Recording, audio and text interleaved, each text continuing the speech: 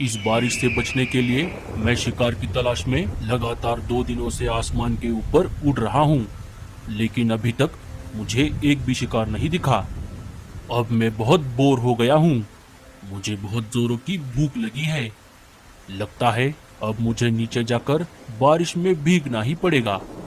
शायद नीचे मुझे कोई बढ़िया सा शिकार मिल जाए।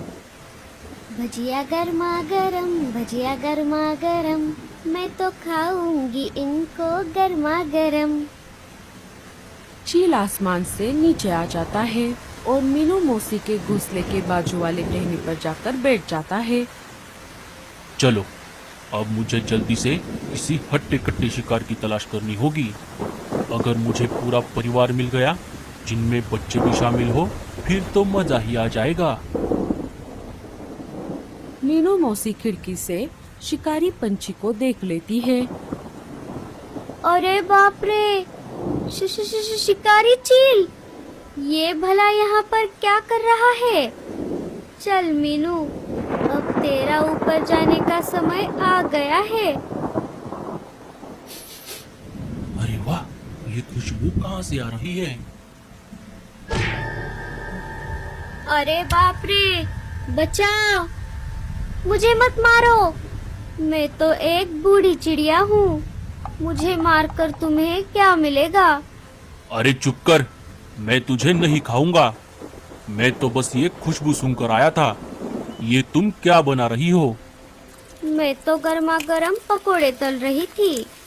अरे वाह, पकोड़े तो मुझे बहुत पसंद है। सुन रही बुढ़िया, अगर तू मुझे पकोड़े दे देगी तो मैं तुझे नहीं खाऊंगा।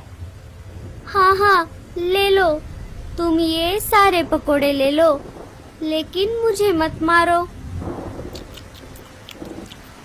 अरे वाह वाह वाह वाह, बुढ़िया, तूने पकोड़े तो बहुत अच्छे बनाए हैं। और तुम डरो मत, मैं वैसे भी बूढ़े पंछियों को नहीं खाता, क्योंकि उनमें हड्डियों के अलावा कुछ भी नहीं मिलता। हाँ हाँ, ये बिल्कुल सही कहा तुमने। चील सारे पकोड़े खा लेता है। चल बुढ़िया, अब मुझे ये बता कि इस जंगल में मुझे हट्टा कट्टा शिकार कहाँ मिलेगा? एक पूरा परिवार भी चलेगा, जिनमें बच्चे भी शामिल हो।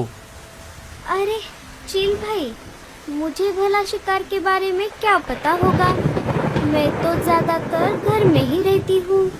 अगर तूने नहीं बताया तो मैं तुझे अभी खा जाऊंगा।